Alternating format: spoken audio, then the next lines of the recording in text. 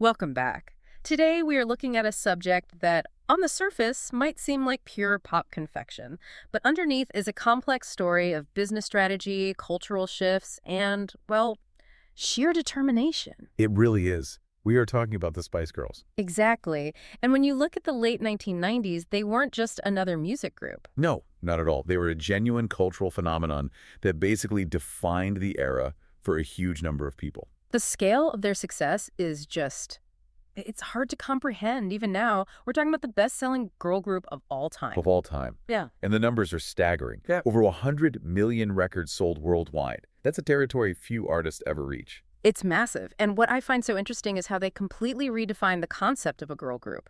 You're right. Before them, girl groups were often, marketed towards a male audience. There were certain gays they were meant to appeal to. But the Spice Girls flipped that script entirely. They did. They targeted a young female fan base directly.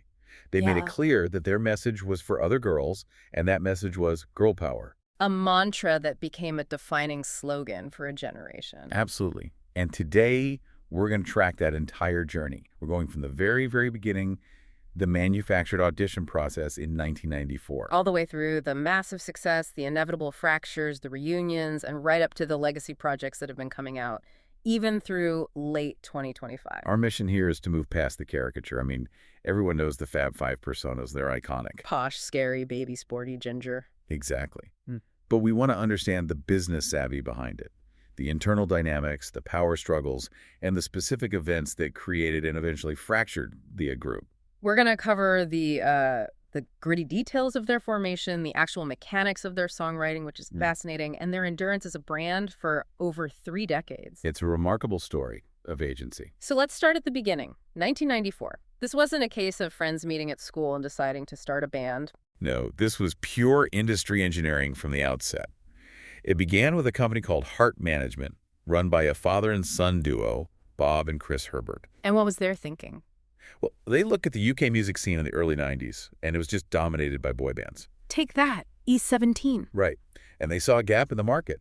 They decided there was room for a female competitor, a group that could rival that level of success, but for girls. So they put out an ad. They did. In February 1994, they placed an advertisement in a trade paper called The Stage. Which is the place you'd go if you're a serious performer looking for work. Exactly. It wasn't a casual thing. And the text of that ad has become quite famous. Can you remind us what it said? It read, "Wanted, are you 1823 with the ability to sing dance? Are you streetwise, outgoing, ambitious, and dedicated?" Streetwise, outgoing, ambitious. They weren't looking for wallflowers. They were looking for specific personality types. That was baked in from day one, and the turnout was pretty significant. How many people showed up? Approximately 400 women auditioned at a place called Danceworks in London. Wow, and what did they have to do? They were put into groups of 10. First, they had to perform a dance routine to stay by the group Eternal. Then they had to sing a solo song of their choice. And from that huge pool of 400, they started whittling it down. But the lineup we all know and recognize, that wasn't the lineup they picked initially. That's a detail that often gets forgotten. It's a crucial part of the story. The original lineup selected from that process was Victoria Adams, Melanie Brown, a singer named Melanie Coloma, and Michelle Stevenson. So, wait, Melanie Coloma and no Mel C or Emma Bunton in that first cut? Not in that very first version. Melanie Coloma was let go after the second round of auditions. The management felt her voice was a bit too showbiz or theatrical for the pop sound they wanted. So she was out. How did Mel C come into the picture? Melanie Chisholm was brought in to replace her. And it's interesting, Mel C actually missed that second round of auditions because she had tonsillitis. Oh, wow. So she almost missed her chance. She did. But they were impressed enough with her first audition to bring her back. So now the lineup is Victoria, Mel B, Mel C, and Michelle Stevenson. Still not the final 5. Not yet. So now we get to the lost Spice Girl, Michelle Stevenson. Right. She was part of the original 5 selected to form the band. At this point, the group had a name. They were called Touch. Not quite as catchy. Not quite. And they all moved into a 3-bedroom house together in Maidenhead, Berkshire. This sounds like a crucial formative period, living and working together, 247. It was a grind. They spent most of 1994 in that house, practicing songs that were written for them by the management's team of songwriters. They were being molded. And this is where the issues started with Michelle Stevenson. It is. The official reason cited by Bob Herbert was a perceived lack of commitment. He felt she wasn't putting in the same level of work as the others. Is that the whole story? Well, Stevenson's account is different. She later said she had to leave because her mother was ill with breast cancer and she felt she needed to be with her family. So there are two sides to that story. But either way, she was out, and the group was down a member. They needed a fifth. They did. And they turned to their vocal coach at the time, a woman named Peppy Lemmer. And she had someone in mind. She recommended a former pupil of hers, a young performer named Emma Bunton. And she just clicked with the others. Immediately. She auditioned, they loved her, she had the right kind of energy, and just like that, the final lineup was complete. But they were still called Touch, and they were still under Heart Management's control. You mentioned they were practicing songs written for them. Yes, and this became a major point of contention. The group was becoming more and more dissatisfied. They felt the material management was giving them was too young, a bit generic, maybe even childish. They wanted more creative input. They wanted to say in their own sound and their own identity. There was one specific songwriting session where they were working on a track called Sugar and Spice. And that's where the name came from. That track inspired them to change the group's name. They dropped Touch and became simply Spice. And this leads to what I think is one of the most cinematic moments in their early history, the rebellion. It's a really dramatic turn of events. By late 1994 and into early 1995, the group was feeling very insecure. Why? They still didn't have a binding contract. They'd been working for months, living together, but nothing was officially signed. And they were just incredibly frustrated by the creative direction the Herberts were taking them in. So they decided to walk. They decided to take control. In March 1995, they left Heart Management. And they didn't just walk out the door empty-handed. This is the wild part of the story. Allegedly, they stole the master recordings of their entire discography from the management offices. They stole the masters. You're kidding. That's the account. They packed them into bin bags, or so the story goes.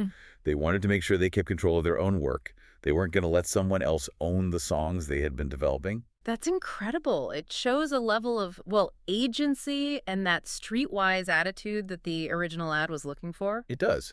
Though probably not in the way the managers had intended for them to use it. So now they're out on their own. They're a free-floating girl group with a bag of demos. What's the next step? The next step was to find people who believed in their vision. They tracked down a songwriter named Elliot Kennedy, who they'd met briefly while with Heart Management. And he was their way in. He was.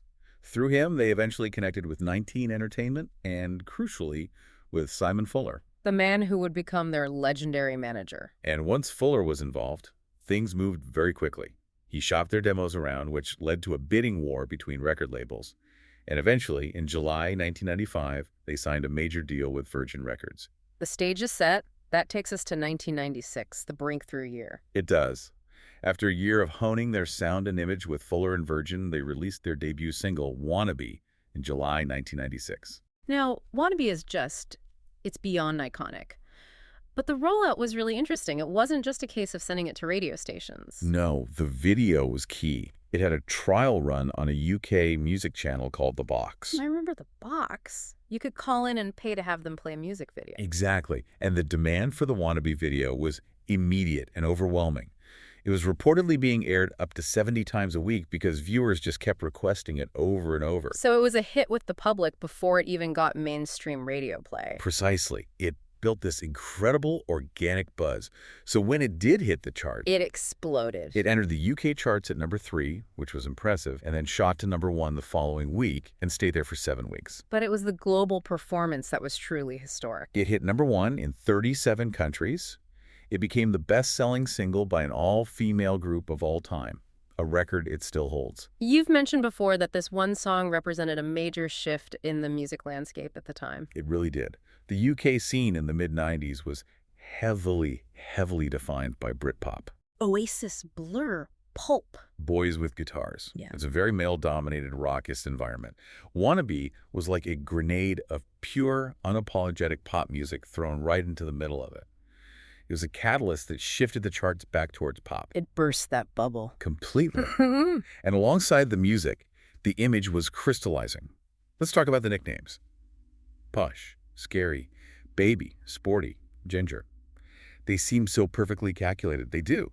They feel like the product of marketing genius in a boardroom. but they weren't. They weren't created by a marketing team at the record label or by Simon Fuller. No. They were assigned by Top of the Pops magazine. The editor at the time, Peter Lorraine, and his staff were preparing a feature on the group. And they just came up with them. They did. Yeah. They were just observing the girls during the photo shoot and interview, what they were wearing, how they were behaving, and they just assigned them these labels. Victoria was in designer clothes, so she was posh. Mel B was loud and in your face, so she was scary. Emma was the youngest, wearing pigtails. She became baby. Mel C in a tracksuit, so sporty. Geri with the bright red hair, ginger. It was that simple. An editorial decision for one magazine feature. But the names just stuck, globally. Instantly. They were adopted by media all over the world, and the girls themselves embraced them.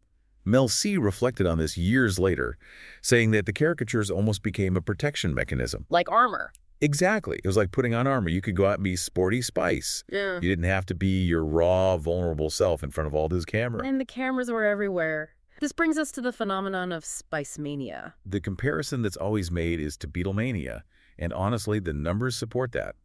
Their debut album, Spice, came out in late 1996 and sold 1.8 million copies in Britain in just 7 weeks. That's unheard of.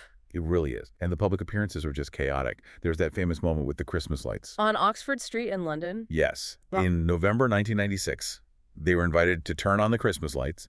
The police were expecting a decent crowd. How many people showed up? An estimated 500,000 people. 500,000. It shut down central London.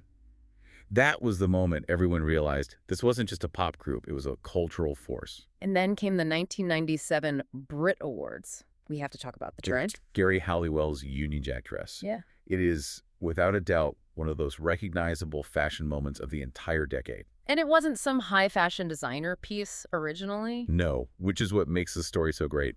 She was supposed to wear a simple, elegant black Gucci dress, but she felt it was too boring. Too safe. Right. So she asked her sister to stitch a Union Jack tea towel onto the front of it. A tea towel. That's amazing. And that single image of her in that dress became synonymous with the Cool Britannia movement of the late 90s. It was a symbol of renewed British confidence and pop culture dominance. And speaking of dominance, they cracked America, which is notoriously difficult for British acts to do. It's the Holy Grail. And they did it. Wannabe debuted at number 11 on the Billboard Hot 100 in the U.S. Which was a record, wasn't it? It was. It broke a record previously held by the Beatles for the highest debut by a non-American act. It eventually went to number 1 and stayed there for 4 weeks. They had made it. Everywhere. So 1996 and early 97 are this incredible stratospheric ascent. But then we get into the peak of their fame, and with that peak came immense pressure. 1997 was the year of both the second album, Spiceworld, and the movie Spiceworld. And they were not done sequentially. They were doing them at the same time. Precisely. And this is a key stressor in their story that I think people often overlook. When filming for the movie began in June 1997, no songs had been written for the second album yet. That seems like a logistical and creative nightmare. It was. They were filming 12-hour days on the movie set, and then they had to go into a mobile recording studio that followed them around to write and record the album. In between takes for the movie. In between takes, on weekends, late at night, they were suffering from extreme exhaustion. You can hear it in some of the music, actually. The song Stop was written during this period. You gotta slow it down, baby. You're going too fast. The lyrics directly reflect their frustration with being overworked and having no time to breathe. It's a cry for help set to a Motown beat. And despite this insane schedule and the exhaustion, they were still on top of the world, sweeping awards. But then, another management shakeup occurred. It's becoming a theme, isn't it? November 1997. They were in Rotterdam for the MTV Europe Music Awards. A huge night for them. A huge night. They performed Spice Up Your Life. They won the award for Best Group. But that very same morning, before the show, they fired Simon Fuller. This feels like a pattern. They took control from Heart Management, and now they're firing the man who helped them conquer the entire world. It was a massive shock to the industry. Nobody saw it coming. The rumor was that they felt he was becoming too controlling, that he was trying to divide them by dealing with them individually rather than as a group. And just like with the first management split, there was a little bit of, let's call it, industrial espionage involved. Another heist, you might say. Do tell. Allegedly, Geri Halliwell stole a mobile phone from Fuller's personal assistant. Another theft. This is incredible. It seems to be their method. The phone, of course, contained the group's entire schedule and all of Fuller's key business contacts, So they needed that information to manage the transition. because that's what they decided to do. Following his firing, they were going to manage themselves. That's a huge undertaking for a group that busy. I mean, they were the biggest band on the planet. It was. And they divided the responsibilities very clearly among themselves. Victoria, Posh, oversaw the group's finances. Mel C was in charge of touring and the live show. Mel B was the liaison with the record label. Emma handled their charity work. And Geri was in charge of sponsorships. And speaking of sponsorships, by this point, they are everywhere. The market saturation was becoming a real issue for some people. By late 97 and into early 98, they had over 20 major sponsorship deals. I remember the list. Pepsi, Polaroid Impulse Body Spray, Walker's Crisps, Cadbury Chocolate. Chupa Chups lollipops. The list goes on. And that's when the backlash started to bubble up. People started accusing them of selling out. Critics definitely accused them of overexposure. When the Spiceworld tour launched, it was noted in the press as being the first time advertising was so explicitly integrated into a pop concert. The stage was filled with logos. But did it hurt their sales? Not really. Despite the criticism, they remained the best-selling pop group of both 1997 and 1998. The machine was just too powerful. But the internal pressure was clearly building, and in 1998, the fracture that had been hinted at finally and very publicly happened. May 31st, 1998.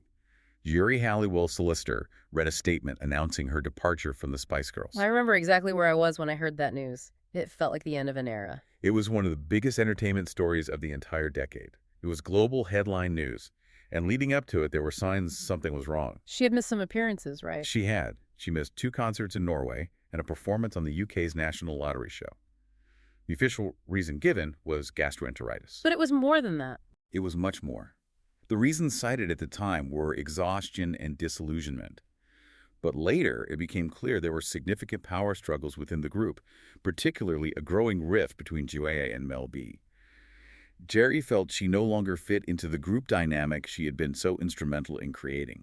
So the Fab Five were now 4. Did they even consider stopping? The remaining 4 were absolutely adamant about continuing. They were in the middle of a massive world tour. They couldn't just stop. So they carried on with the North American leg of the tour. They did, and it grossed heavily. I think the final figure was over $93 million.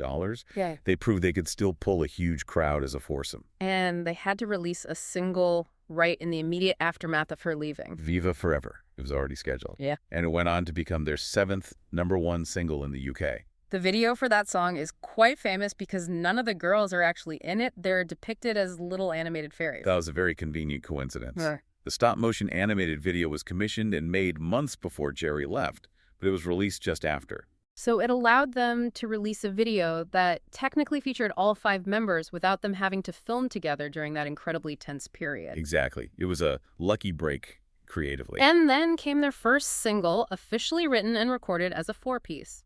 Goodbye. Which fittingly became the Christmas #1 for 1998. It was widely seen as a tribute to Geri. But parts of it were written while she was still in the group, weren't they? That's right, which suggests the themes of moving on and friendship changing were already on their minds before the official split. And while all this was happening professionally, their personal lives were changing dramatically too. Yes, 1998 was the year of the first Spice babies. Both Mel B and Victoria announced they were pregnant, And in 1999, Victoria married the footballer David Beckham. which created the Posh and Beck's super brand. That became a global phenomenon in its own right, completely separate from the band, and it shifted the media focus in a big way. So we move into the post-Geri era, the final album of that original run, Forever. Released in November of 2000. And this marked a really significant sonic shift for them. How so? They moved away from the pure, British-inflected pop of the first 2 albums and embraced a much more slick American R&B sound. They were working with different, very high-profile producers. The best in the business at that time. Rodney Darkchild Jerkins, Jimmy Jam, and Terry Lewis. These were the architects of the sound of late 90s R&B. And the release of that album prompted a big media hype chart battle in the UK. Yes, against the Irish boy band Westlife. Their album Coast to Coast was released in the very same week. The press turned it into a huge showdown. And who won? In the end, Westlife took the #1 spot on the album charts, and the Spice Girls Forever debuted at #2. A bit of a symbolic moment, perhaps, but the lead single, Holler, still performed very well. It did. It went straight to #1, becoming their ninth UK #1 single. It proved they could still top the charts. But the momentum wasn't quite the same. It wasn't. And shortly after the album's release, in December 2000, they announced they were taking an indefinite hiatus. They were very careful to insist it wasn't a formal split. They were. They said they needed to focus on their solo careers for a while. But they ceased all promotional activities as a group. And for all intents and purposes, it was the end of that original run. So let's fast forward. The hiatus lasted for quite a while, but eventually the reunions began. The first major reunion, with all 5 members, was announced in June 2007. It was for a world tour called The Return of the Spice Girls. And after all that time apart, was the demand still there? Oh, absolutely. It was phenomenal. The first London date sold out in 38 seconds. 38 seconds. They had to add 16 more dates in London alone to meet the demand. The public was clearly desperate to have them back. And the financials must have been impressive. Reportedly, each member was paid £10 million for the tour. However, the tour didn't complete its full run. What happened? In February 2008, they canceled dates in Beijing, Hong Kong, Sydney, South Africa, and Argentina. The official reason given was personal and family commitments. So it ended a bit prematurely, but they came back together again for a very special one-off performance. The 2012 London Olympics, a massive global stage. They performed the closing ceremony. The moment they arrived on top of those black London taxis is it's seared into memory. Such a visually iconic moment. And the reaction was incredible. It became the most tweeted moment of the entire Olympic Games, generating something like 116,000 tweets per minute. It just showed that despite the years, their cultural footprint was still absolutely enormous. It was. But not every reunion project was a guaranteed hit. We have to mention the musical. Viva Forever. On paper, it sounded like a surefire success. Written by the brilliant Jennifer Saunders and produced by Judy Kramer, the producer behind the mega hit Mamma Mia. It premiered in December 2012. And the reviews? It was, to put it mildly, panned by critics. It just didn't connect. It closed after only 7 months, with a reported financial loss of around £5 million. Did the girls themselves like it? Mel B later admitted she really didn't. She said the group had wanted the show to portray their actual story, their biography, but instead it used their songs to tell a completely fictional story, and she felt that was a mistake. So they went quiet again for a little bit, but then they hit the road again in 2019. This was the Spiceworld 2019 tour, a stadium tour. But this time, it was as a 4-piece. Victoria Beckham declined to join. That's right. She opted to focus on her growing fashion business, though she gave the others her blessing. Did her absence hurt ticket sales? It seems not significantly. The tour was a massive commercial success. Over just 13 dates in the UK and Ireland, they played to 700,000 spectators. And the revenue? Nearly $80 million in ticket sales. To put that in perspective, their run of shows at Wembley Stadium was the highest grossing engagement of that entire year for any artist. The demand is it's perennial. Now, let's bring this right up to the present. We're looking at the period from 2020 through to now, in early 2026. The last few years have really been defined by celebrating their legacy through anniversary projects. Right. In 2021, we saw the release of Spice 25, which was a deluxe reissue of their debut album. It included unreleased demos and new mixes.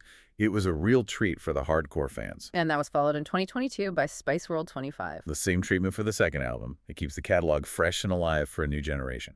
And then there was a very official, very British form of recognition, the stamps. Yes, in January 2024, the Royal Mail issued a set of 15 postage stamps to mark their 30th anniversary. That feels like a real sign of establishment acceptance, doesn't it? It's the ultimate journey, from being seen as these rebellious upstarts stealing master tapes to being immortalized on the nation's postage stamps. And just recently, looking back at the end of 2025, we had a couple of new physical releases. Correct. In November 2025, they finally released their third album, Forever, on vinyl for its 25th anniversary. So Forever 25. That album often gets overlooked in their history, so it's interesting to see it finally get that anniversary treatment.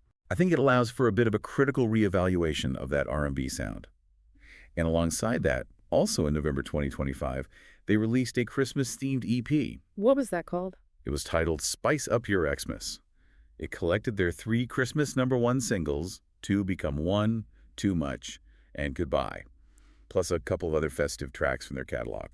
So before we wrap up, I want to dig into the artistry a little bit more because it's so easy to just dismiss them as a purely manufactured product, but you argue there's a lot more to it. There is. You have to look at the songwriting process. From the very beginning, they insisted on a strict 50-50 royalty split on all songs with their professional co-writers. And amongst themselves. Amongst themselves, the split was equal.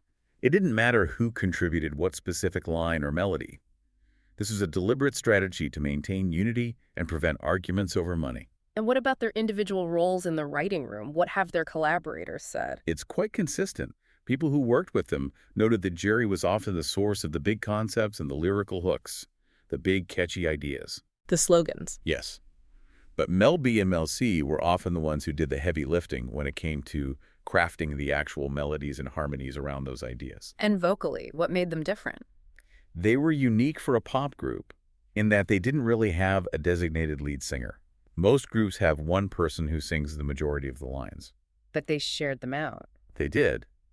However, if you do a musicological analysis of their songs, a pattern does emerge.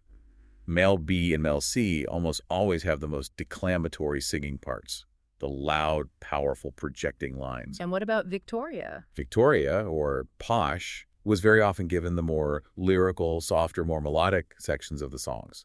They were playing to their vocal strengths and their personas. Finally, we have to talk about the lasting legacy of girl power. It's arguably their most enduring and important cultural contribution. Now, they didn't invent the term, did they? No, the term was actually coined by the American punk band Bikini Kill in the early 90s, but the Spice Girls took it from the underground and popularized it on a global scale. It was a very timely message, wasn't it? A response to the culture of the time. It was a direct and necessary response to the prevailing lad culture in the UK. It was a culture that was often very misogynistic. Girl power prioritized female confidence, ambition, and most importantly, female friendship over chasing romance. There has always been this debate, though. Was it genuine grassroots feminism, or was it just a brilliant marketing slogan? And that tension will always exist. Yeah. Many critics at the time and since have called it a shallow, depoliticized, feminism-light marketing tactic. But what about its impact? Regardless of the criticism, if you look at the impact, it's undeniable. It introduced an entire generation of young girls to feminist concepts, even into the very basic form. It gave them a language for self-belief. And you can draw a direct line from them to the female-led pop dominance we saw later, from Britney Spears to groups like Little Mix and Blackpink. It's a truly remarkable journey. To go from an audition advertised in a trade paper in 1994 to a self-managed global powerhouse that is still selling vinyl records more than 30 years later. And I think that's the key thing to understand about them. The Spice Girls prove that so-called manufactured pop can still possess genuine cultural weight and, crucially, artistic agency. How do you mean? They were certainly built by the machine, by heart management initially. But their personalities were so strong and their vision so clear that they were able to hijack that machine and steer it themselves. They took control of their own destiny. If you haven't listened to it in a while, I would really encourage you to go back and check out the Forever album. It's a fascinating sonic shift that really stands out when you revisit their discography as a whole. A very different side to them. Thanks for listening.